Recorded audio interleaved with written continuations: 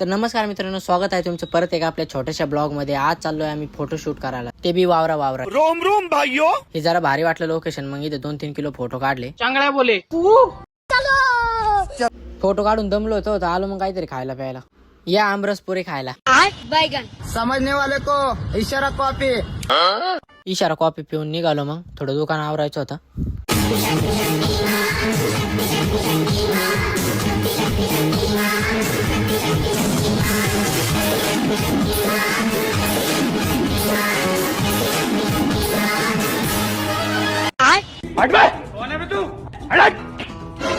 तिथून संध्याकाळी मग निघालो. एक मुरमाची खेप होती चिचुंडीला, तेवढी खाली करायला निघालो.